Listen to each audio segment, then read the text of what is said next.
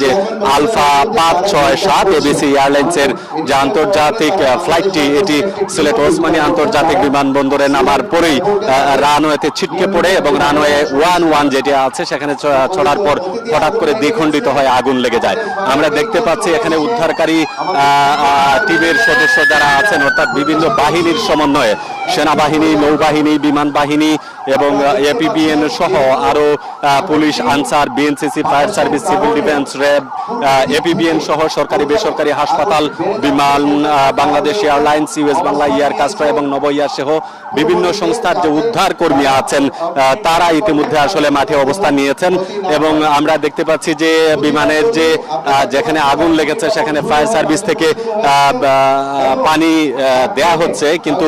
এখনো আগুন আসলে নিয়ন্ত্রণে আসেনি এবং আমরা দেখতে পাচ্ছি যে আইন শৃঙ্খলা বাহিনীর এবং উদ্ধারকর্মী যারা আছেন তাদের সবাই আসলে রানওয়েতে অবস্থান নিয়েছেন এবং উদ্ধার কার্যক্রম তারা শুরু করার যে চূড়ান্ত প্রস্তুতি সেটি তারা শুরু করেছেন এবং রানওয়েতে সতর্কতামূলকভাবে আমরা দেখতে পাচ্ছি বিশেষ করে নৌবাহিনী এবং বিমান বাহিনীর সদস্য যারা আছেন তারা এখানে রয়েছেন এবং সাথে পুলিশ এবং র্যাবের যারা আছেন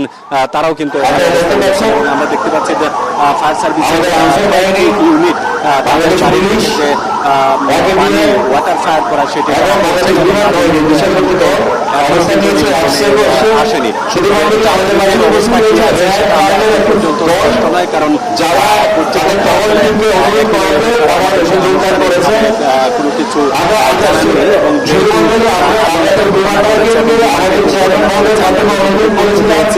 যে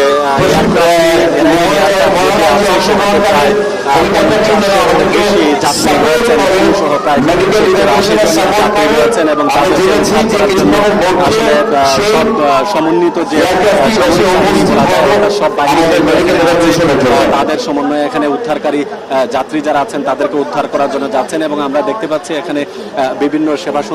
সেবা সংস্থা যারা আছে তারাও গিয়েছে এবং প্রচুর আসলে এখানে ধোয়া কুণ্ডুলি দেখা যাচ্ছে এবং উদ্ধার কর্মী যারা আছেন তারা এখন পর্যন্ত ফায়ার সার্ভিসের আমরা কার্যক্রমটা যাত্রীর সংখ্যা আসলে কেমন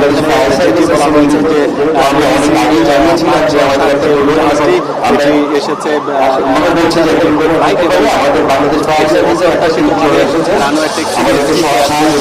উপরেই কিন্তু আসলে তারা